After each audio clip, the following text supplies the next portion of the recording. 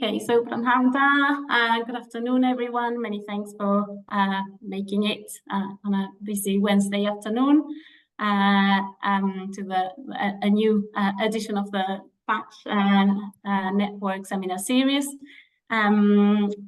We are recording, so everybody will know that. You know that seminars take place on the third Wednesday of the month, and we have issued a call for ECRs who would like to chair these sessions. I haven't heard from anyone, but I'm looking forward to having expressions of interest. We're going to be trialing a new approach to the format in June, but not as yet in May. So for the May edition on the 15th of May, we've got Dr. Sophie Bennett-Gilson from Aberystwyth, and she will be talking about the Cymru Wledig LPIP, Rural Wales, the Rural Wales Local Policy and Innovation Partnership. So while we look forward to that, we'll have the privilege of listening to Professor Alec Shepley from Wrexham University. So Alec is Associate Dean for Research and Professor of Arts and Society at Wrexham University. He's an experienced HE leadership coach and also an award-winning leader in higher education. He originally trained in fine arts and has always been engaged in place-based practices and the societal and pedagogical aspects of creative practice, rooted in the firm belief that education is the key to transforming lives. His artworks have been exhibited widely, both nationally and internationally, with examples held in a number of public and private collections in North America, Europe, and Asia. Alec is a member of the Royal Society of Arts, a senior fellow of Advanced HE, a journal reviewer for the Austrian Science Fund Programme for Arts-Based Research, a full fellow of the Royal Cambrian Academy, and a member of the European League of Institutes of the Arts. And Alec's artistic research has attracted funding from the AHRC, the EPSRC, the British Council, the Arts Council of England, and the Arts Council of Wales. His research emanates from arts practices concerning people and place, working across discipline boundaries and the boundary between art and life. The title of his presentation today is Public Map Platform, PMP, for Future Generations, Charting the Green Transition on the Isle of Anglesey, Ynys, Case for Support.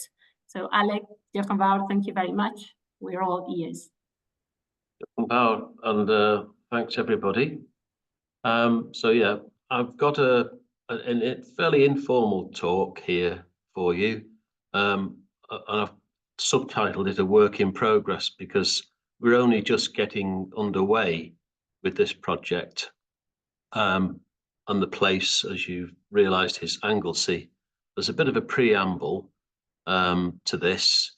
The public map platform is on the Isle of Anglesey, and it's a research project led by Cambridge University in partnership with Cardiff University and Wrexham University. And we're bringing together multiple layers of spatial information to give a social, environmental, cultural and economic visualization of what is happening in the neighbourhood, area, local authority, or that particular region. And we're coming at it from the point of view of climate change as a social justice issue, and that was what we kind of put in the funding bid. And it's something that can't be addressed without tackling inequalities within society where they're happening. But only when we know what's happening, where and how people are adapting, can we make well-informed decisions to benefit people. So the aim of this pragmatic project is to create a public map platform that brings together these layers of spatial information to give social, environmental, cultural and economic visualizations of what's happening. And these map layers, they've not actually started yet, but we're about to start the map training, but they'll constantly grow in information and sophistication increasingly over time. And we hope that Anglesey benefits from this, but we also hope that it's something that other local authorities might wish to look at and possibly emulate. And we're looking at a cross-section of local communities from these particular aspects, be it social, cultural, or environmental. And in this presentation for Patch, I'm just going to focus on the role of the creative practitioners, which is the aforementioned layer, which is the cultural layer.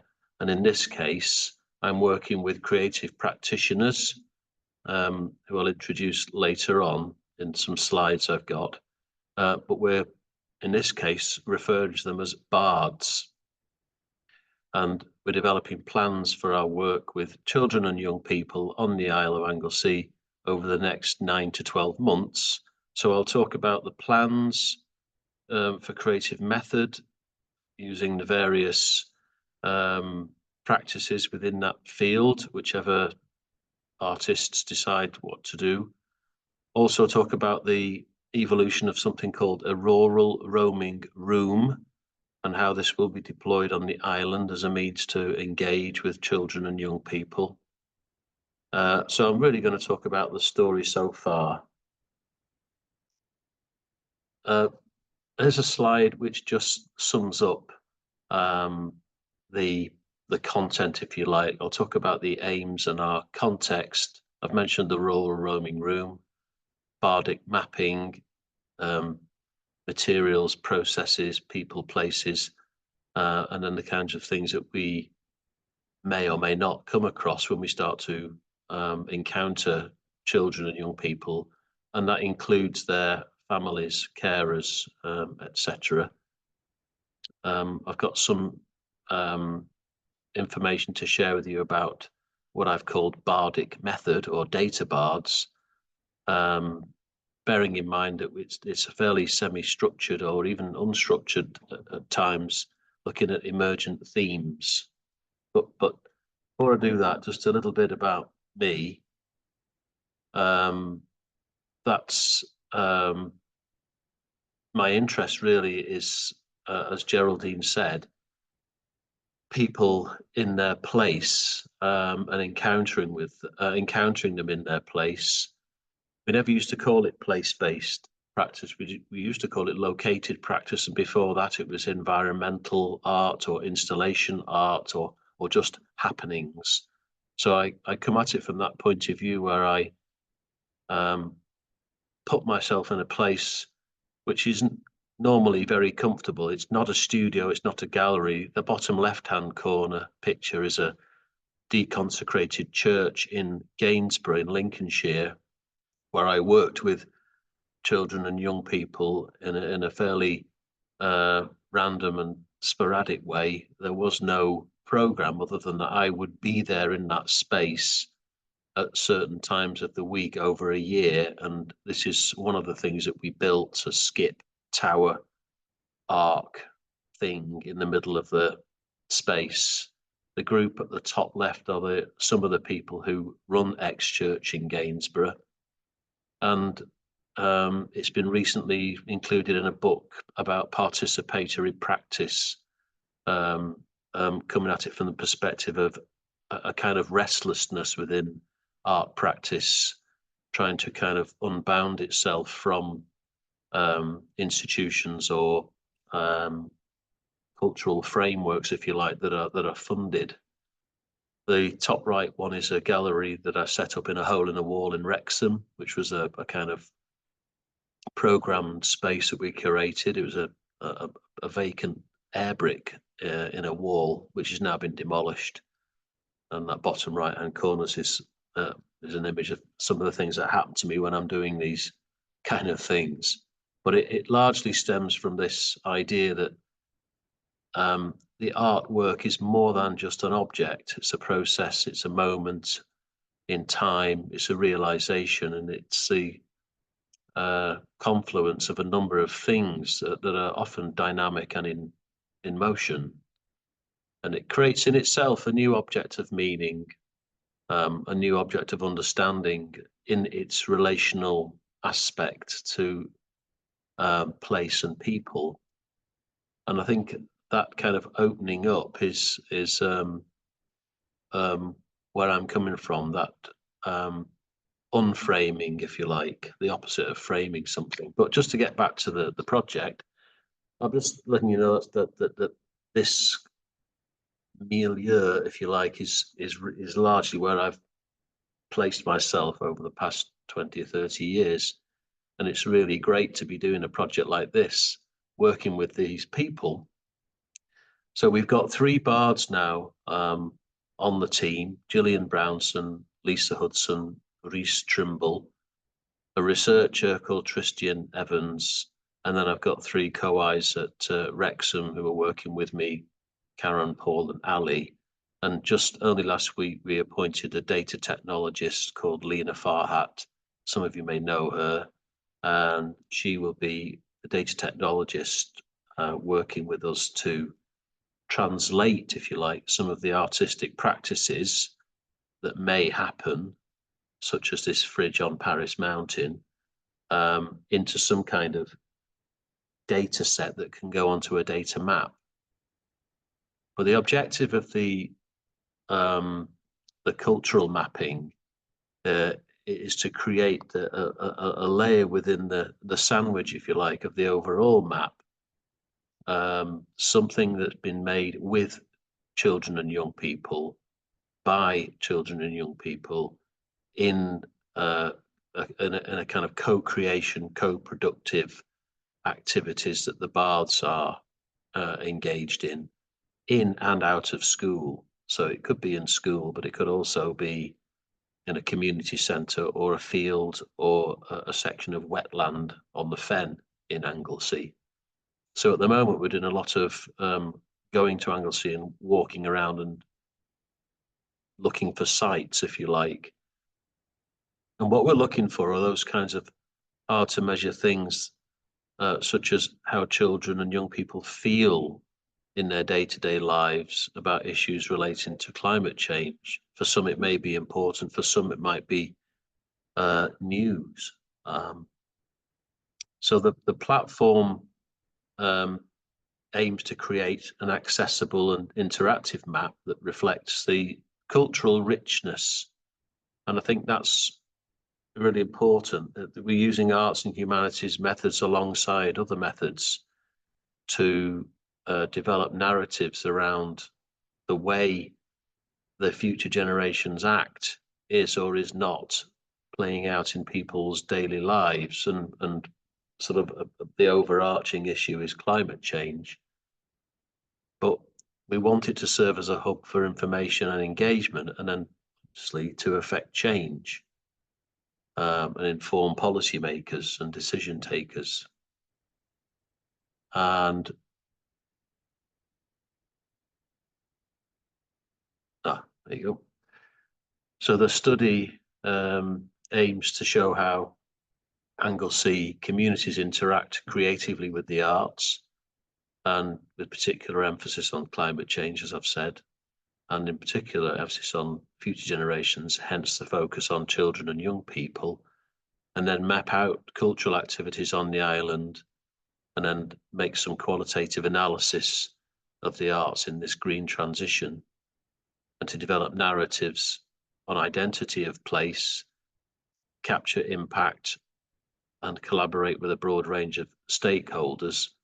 And as we move along, questions occur. You know, how do we involve individuals? How do we get to those difficult to reach individuals and groups who may have been approached by outsiders before? So that first hurdle is to actually orchestrate the engagement activities. So we have an engagement team led by an academic from Cambridge, and that also has a researcher, where we've actually started to work more closely together. The cultural and engagement were 2 separate teams, but now we're working as one team. How do we write about impact of the creative process in a meaningful and in innovative ways? How do we draw on previous experience of working with Anglesey stakeholders? How can bilingual skills be used to the research, investigation, and develop it? So we're forming a list of other questions that are coming out of the initial research question. So just to move along, the tradition in Wales of bards as poets and musicians is long lasting. It's been depicted in the arts, music, painting, poetry for a long time. Bards, singers, poets interpreted sacrifices in order to foretell the future.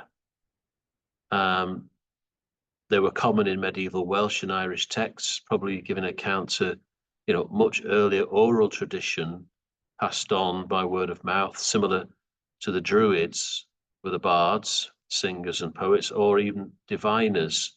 And I think it was really exciting for me when I was asked to join the project, when I saw bards were involved, and I thought, this is, I'd not heard of one like it before, but it opens up the idea of creative practice to a number of different approaches, but it's located within the sort of Welsh culture. I mean, I'm not a Welsh person, but I felt very strongly about it. And I think that the idea of creative practitioners helping to form these data layers that's informed by creative method, the creative interpretation and direct verbatim recording of people's voices, that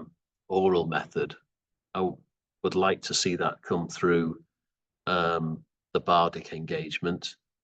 We're utilizing the visual elements to convey the narratives and evoke that emotional connection. And as we move along, we'll be systematically documenting important heritage sites, landmarks, and cultural assets to preserve and celebrate cultural heritage.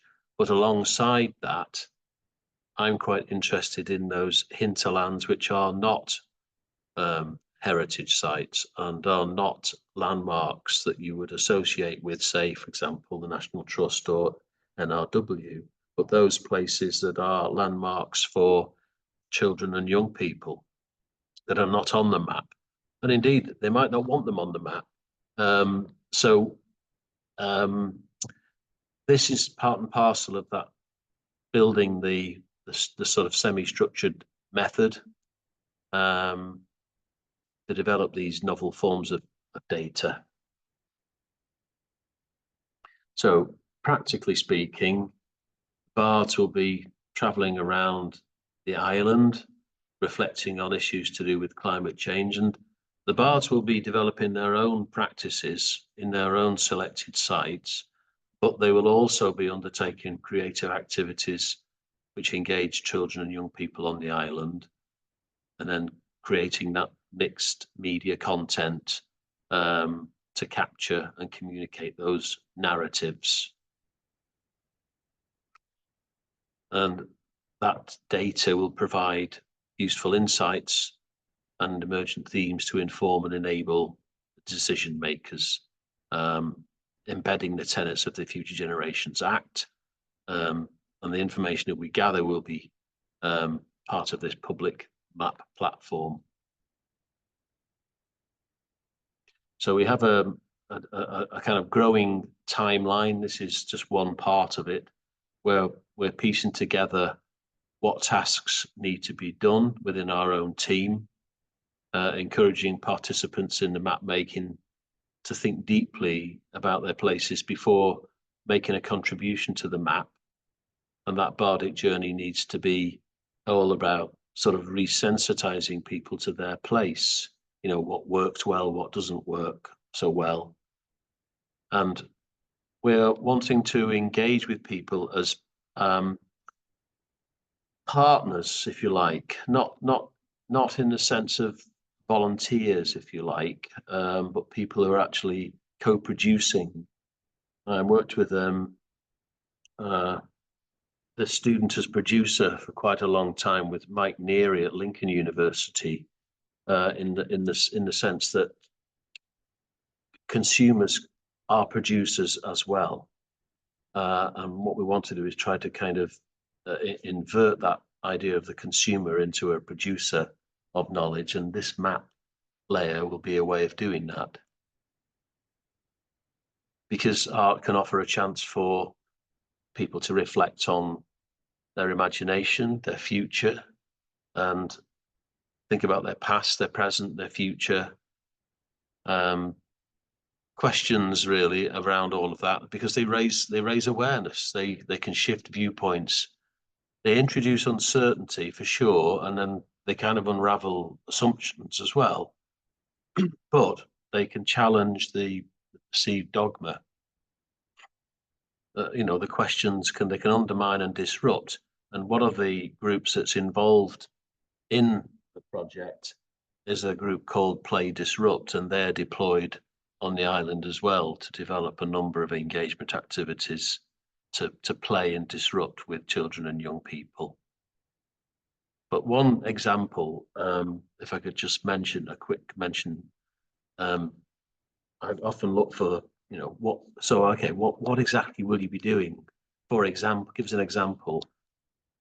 You know, you can go and draw some rocks in a field if you want, but it might be more exciting to ask a child or a young person to imagine themselves as a bog. Although there are no bogs on Anglesey, they are wetlands. Imagine yourself as a wetland or a plant or a rock or a puffin. What message would you have for humans? So trying to put ourselves in the non-human world to develop messages about what needs to happen. And it may sound whimsical to some, but there is an objective behind all of this to get to those difficult to find out bits of information that perhaps surveys and the like don't always get. So the first bar I'm introducing is Gillian Brownson, based in Holyhead, and she will be coming at it from the point of view of storytelling, and she also does songs and singing and poetry, and she's done books with children before, and she's a Welsh speaker, and her hopes are for children to become change makers. And at the moment she's focusing in a couple of schools, and at some point going to roll out a project to do with the dark skies. And Carnarvon is something that has popped up more and more, this idea of where we inhabit, what can we do about it, what do we think about it. Second bard is Lisa Hudson, based in Bethesda. She has a slightly different practice where she is a socially and environmentally engaged artist, and again looking at the relational aspect of art making, and how through encounter art can be made through simply sitting next to somebody on a bench in a street and just starting to talk to people. And she's been one of the founding members of Utopia's Bach Collective, which is a group based in the region. So here's an example of the kind of things that she might do. She might drop some postcards around and ask people to respond to certain things, and then collect these postcards in. And then that informs some kind of map or picture descriptive of that place by the people of that place. And it has a kind of poetic to it. She's also interested in intergenerational mapping of the past, present, and future. So encouraging conversations, if you like, or discourse between generations about what has been lost and how it can be recovered, perhaps, or remembered at least. And one of the things that we're going to do is use established groups on the island rather than reinvent the wheel. There may be new groups that prop up, but what we would like to do is get alongside people in their groups and find out what's going on. So there'll be a lot of listening in the earlier stages, engaging people in this process. Rhys Trimble is the third bard, again based in the region. Again, all three are Welsh speakers, and he's coming at it from this perspective of environmental justice, and also cultural history and cultural therapy, and talking about, you know, the history of the way of Wales, the way of Anglesey, the way it's been perceived over time, and how that adds up, if you like, and how does that feel sitting alongside the Future Generations, or the tenets within the Future Generations Act.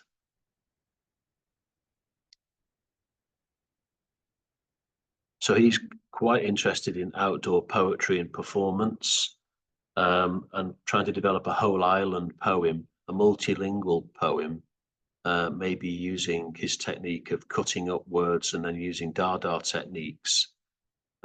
He sees the role as a repository for cultural memory.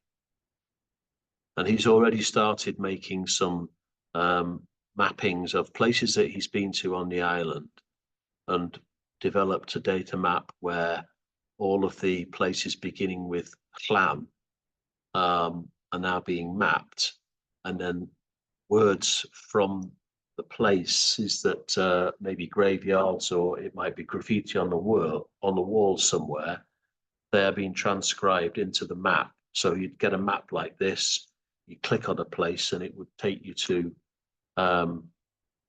a set of texts from that place.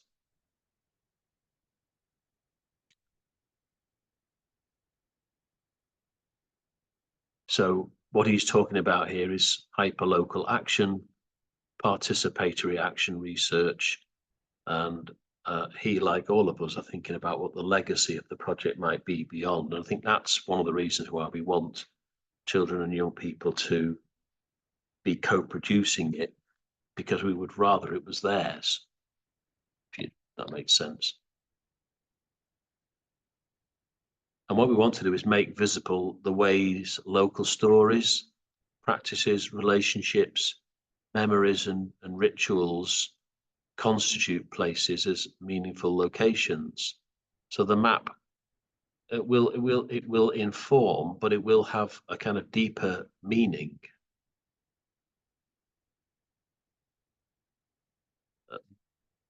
Next is Tristan Evans. Oops, I've gone too far. Sorry. Tristan Evans, who is the researcher on the project, and he is going to be, well, he's already following the bards around and researching what they're doing and documenting their process.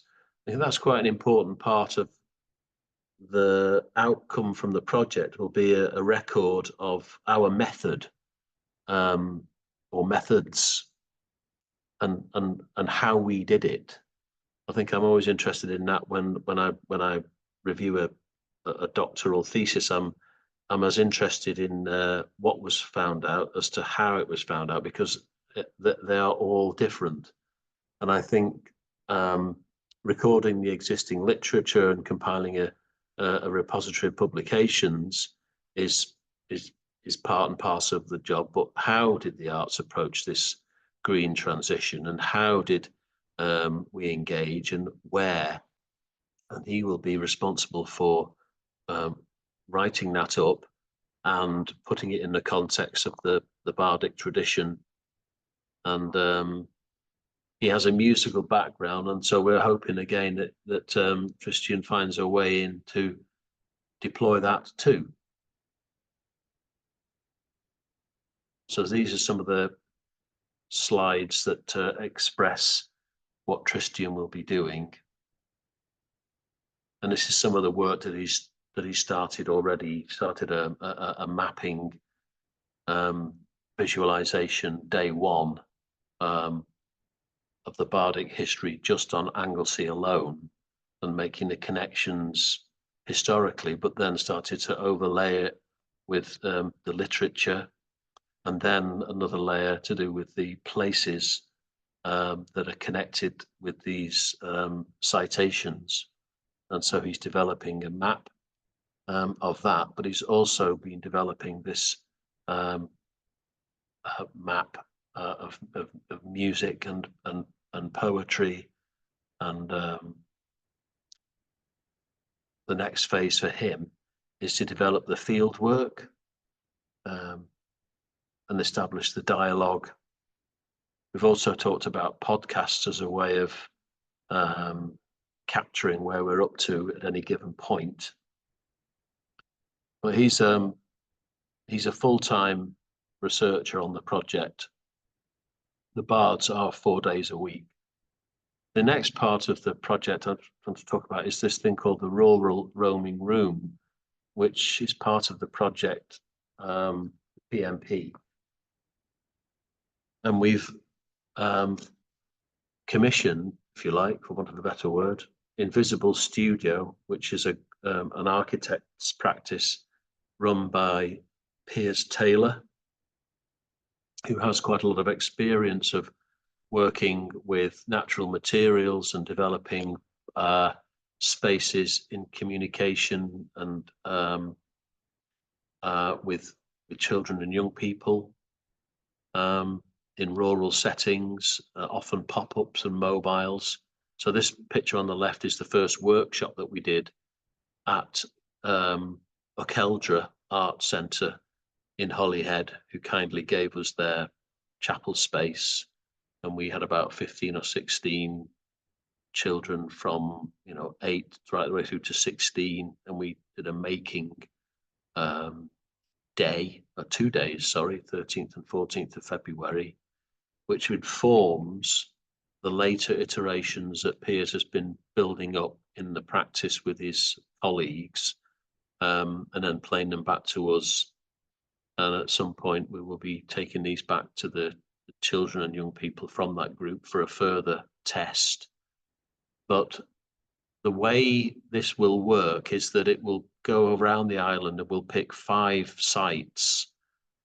So it'll be like a process over time where we decided, rather than build something and then plonk it down somewhere, we want to make sure that we can capture the opportunity for people to engage in the iteration of building something. So we've decided upon this thing called a rural roaming loom, where people can start to weave into perhaps a kind of large basket structure,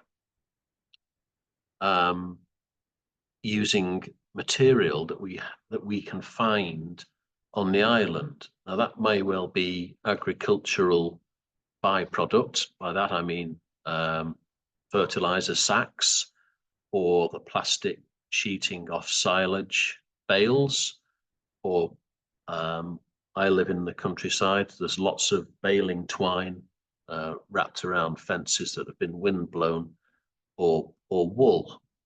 So we want to try to kind of introduce that idea of people bringing something to the process.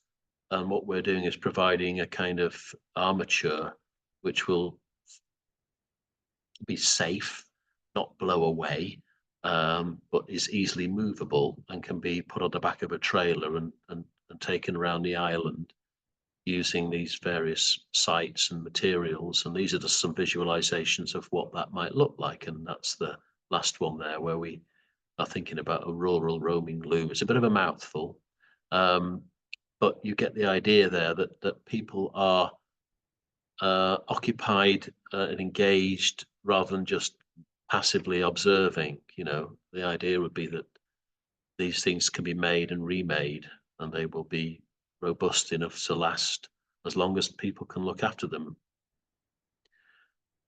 An earlier research that I've been conducting with just talking to children and young people, it has resulted in this idea of there may be an element to the project around questions and the paradoxes that are thrown up by the challenge of living more sustainable lives, trying to address the green transition in our daily lives, whilst also facing the economic challenges in our daily lives. You know, so where do I begin?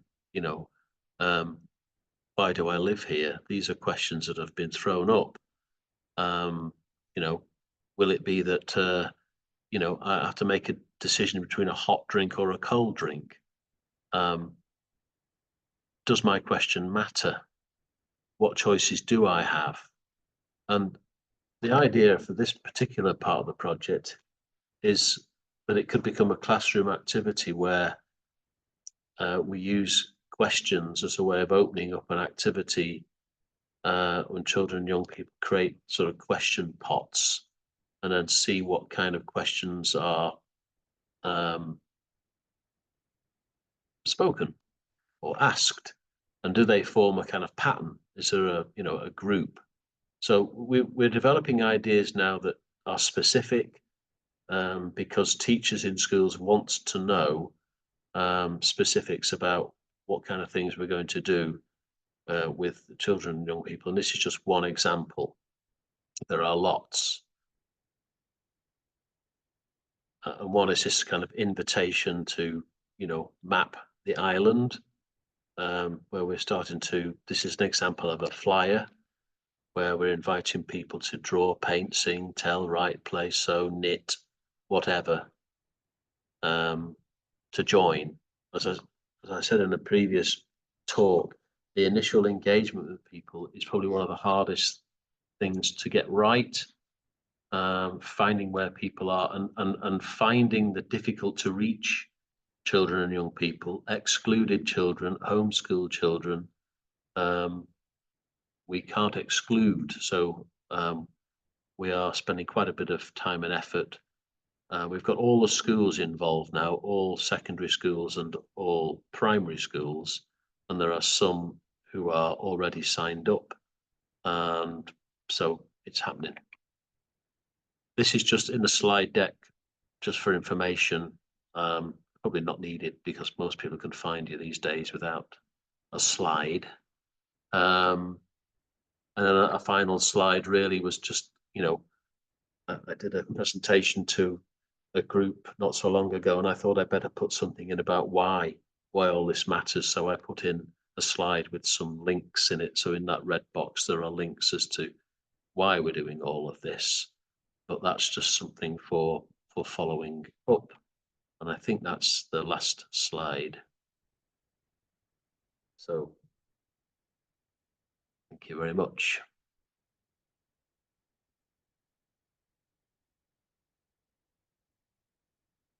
I hope that wasn't too garbled and rushed. No, that was great. Thank you so much, Alec. So have we got any questions in the room?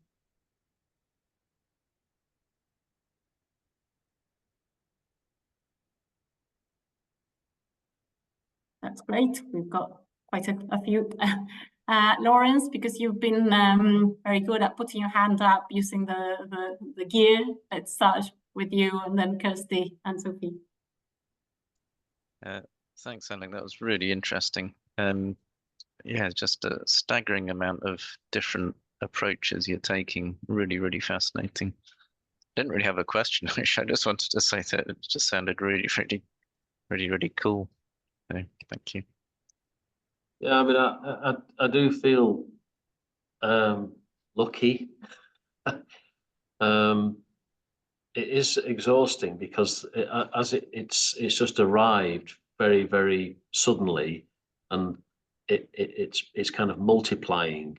So we need coordinators. We've now got 3 coordinators, but the three coordinators are now coordinating, and that's added.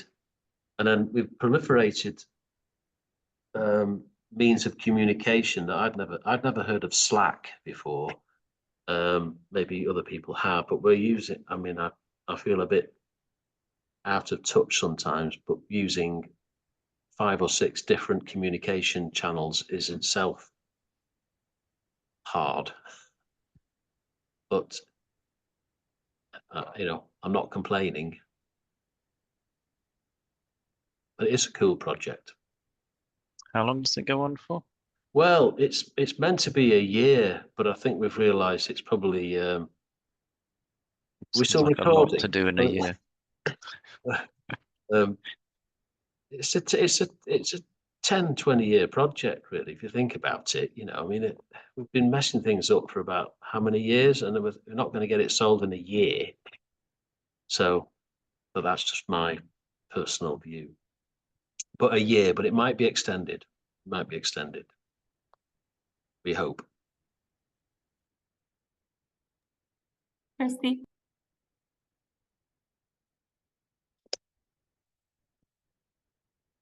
I can't find the hands up button. Zoom has changed all the settings, and now there's just hearts at the bottom.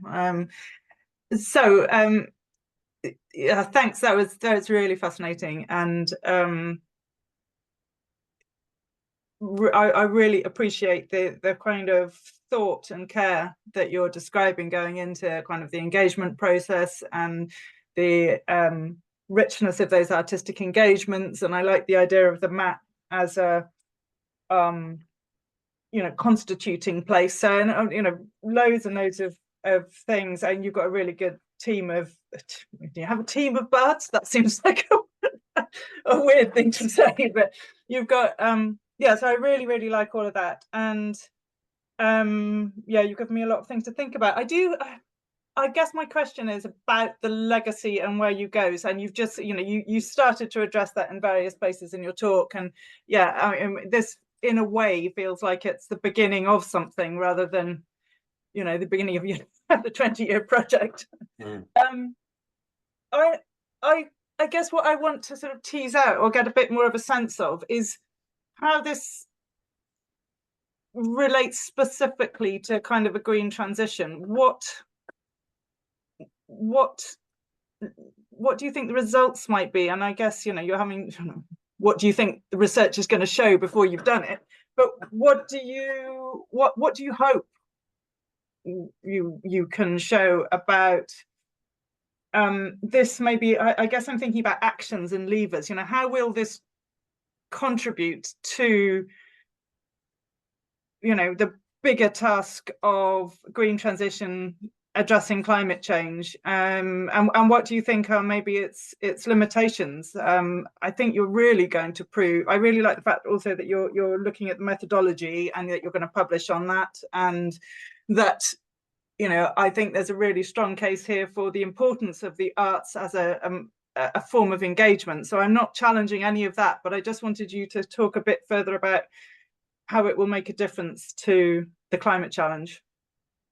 Obviously, solving it in a year being the ultimate aim.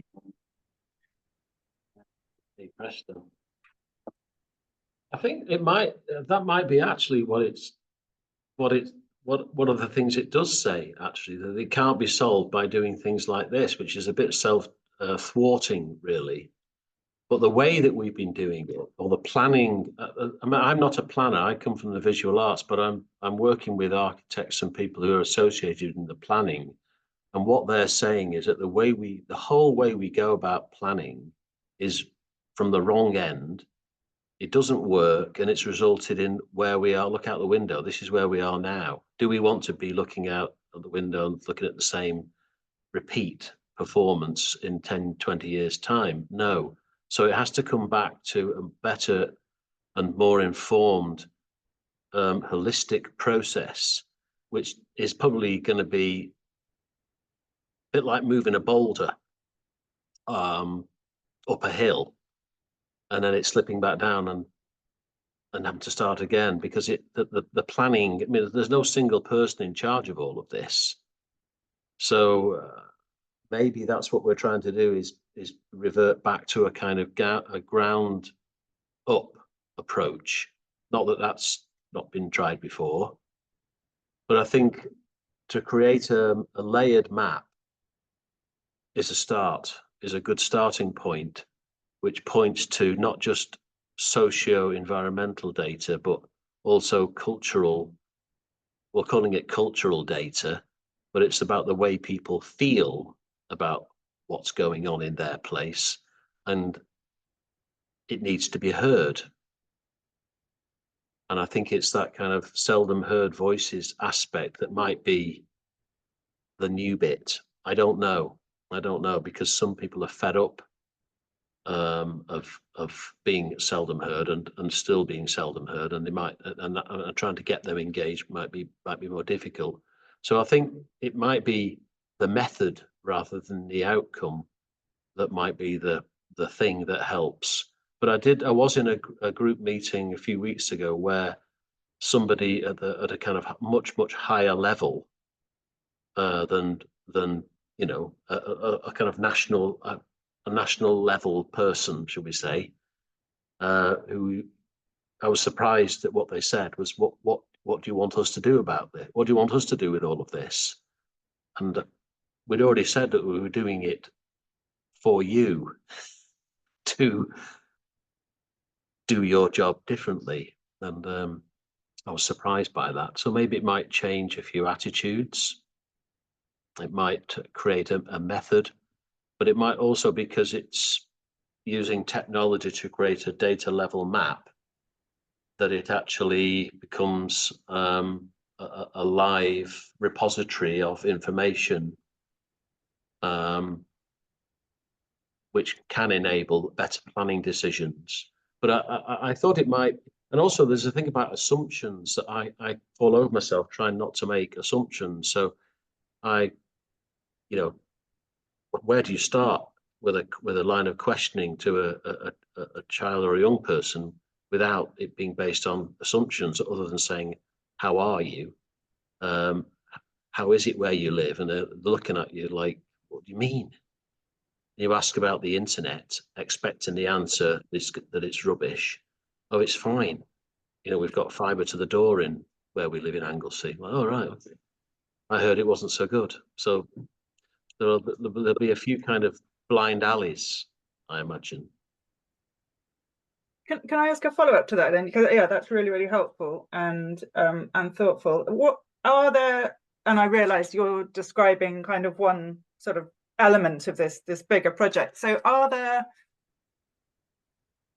planners involved? And you know, will there be a bridging process? Maybe there doesn't need to be one. Maybe you can just present them with this map and go, here you are. But or is it? I can imagine there needing to be a sort of a, this is what we've created, this is what we think you might be able to do with the data, or so that there is a connect between what you're doing and the people who actually are, you know, doing the planning, making those decisions day to day. Well, there's an advisory board which has people like that on it, who asked a question like, who asked that question.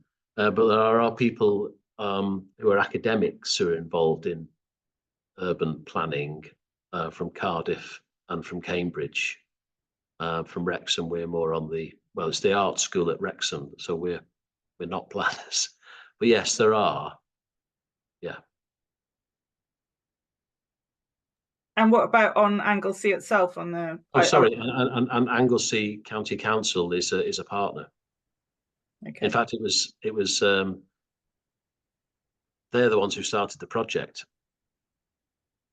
And it's unusual because it wasn't an academic. They came to academe to ask, how can we do something to change things, and that's how it started from them. Blimey, I need to move to Anglesey. What about maybe something contentious? That I don't know where Oil Valley is actually, and I've stopped paying attention. But you know, are they, because there are some kind of big things, you know, not just local. Well, it's sort of national infrastructure. What was the first part? Sorry, I missed that. Just wondering about their power station debate and whether that, you know, where that kind of fits in potentially with a project like this. Well, it does fit in because one of the master plans for Anglesey is for it to become is it a green island? But I'm not quite sure where nuclear fits into all of that. It's off and then it's on, then it's off and then it's on. I have not got involved in that too much.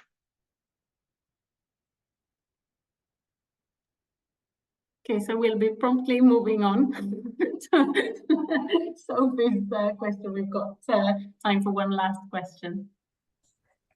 Hi, thank you. Okay, so I love your work. I love it.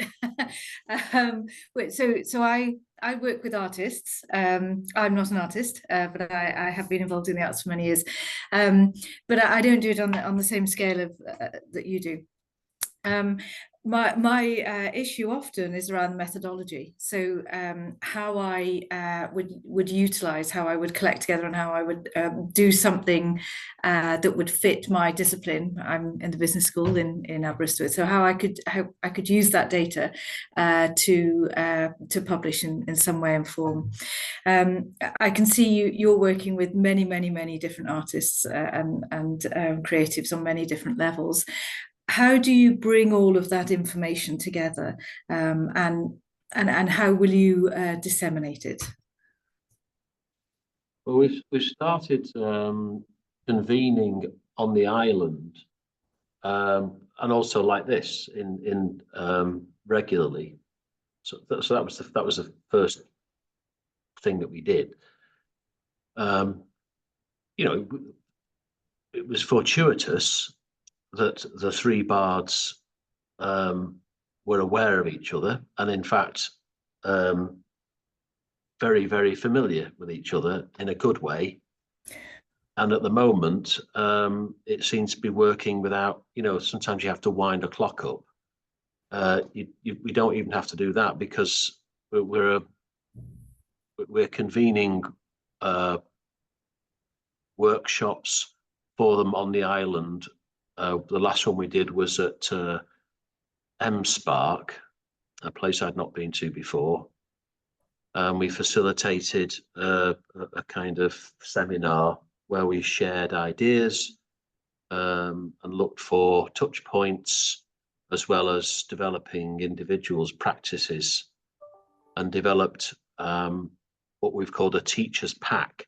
So the teachers will be getting a pack which tells them in broad brush detail a kind of schedule of work, but then it goes into more detail to do with lesson plans. So that's one method, if you like, for dealing with the kind of educational aspect of it. The other part of it is to do with geolocated practices. So if somebody wanted, Gillian, for example, wanted to do something with children and young people to do with dark skies at some bay on the north part of the coast, we've started to plan that in. So we've got a kind of, you know, like a wall planner for the year with empty boxes, and we're starting to fill that in so that we know who's doing what where, because otherwise it would be, well, it is a bit chaotic at the moment, but that's the way we're starting to do it, to kind of piece together who wants to do what where, and then you can see where there might be a clash or a problem. A bit like putting together a kind of a guest list for a festival where you've got multiple stages, I suppose, where you need to make sure the logistics are working. So that's really what I'm trying to do, but at the same time not put any preconceived parameters around what the artists are saying they would like to do. So if Rhys says he wants to stand on one leg on Puffin Island, then we'll try and arrange it. What that means will be part of the reflective write-up that each of them will do, because I'm quite interested in the way that artists write about the practice, and Tristian as well, being a reflective practitioner, will be adding another layer into that. Does that answer the question? Sure. Yes, yeah. I suppose I was interested in will you be how else will you disseminate the information? So you've got a plan and you have many different things happening, but will you have exhibitions, or have you had exhibitions of the work, and or what? How else will it be displayed, shown, written about? There will be exhibitions. The Rural Roaming Room, I imagine that the Bards will want to get involved in that. And there is a fund set aside for exhibitions of that, and we're talking to potential spaces who could host that at the end. But some of it might be pop-up events or happenings or exhibitions in non-gallery places. In fact, the exhibition might be in a non-gallery space as well. So we're documenting it. The practices in themselves, I'm hoping, will find themselves onto the map. So that's a way of disseminating it. So rather like Google Maps, if you click on a particular beach, someone's taken a photograph of it. What I would want is something a bit more than that. You might click on it and you get a podcast. Yeah. Or you might click on it and you'll get Rhys doing a bardic poem. Right. Or a kind of walk around, or Lisa doing one of her postcard encounters with people. And we haven't even touched upon ethics, but that's another talk. But ethics has been a major task to get all of that done across the 3 universities, and we're nearly there, because we need a parental approval for all of this. So it does prevent some things. You know, you can't do what Lisa does and rock up next to somebody, a child, and ask them to do stuff in the middle of the street as part of a research project. And there won't be any time to ask them to go home to get parental permission either. So there are some things that we can't do. Not as part of the project. I think it sounds fantastic. I think it's great. Really, really interesting. Thank you. Thank you. Yeah, thank you very much. So shall we put another one in the diary for next year and you report back? Yeah. Thank you so much, Alec. Really, really exciting project, and as someone said, staggering range of activities. So best of luck, and really looking forward to hearing about it. Rather soon. So thank you very much for agreeing to talk to us, and thank you everyone for showing up. Thank you. Thank you. Thank you.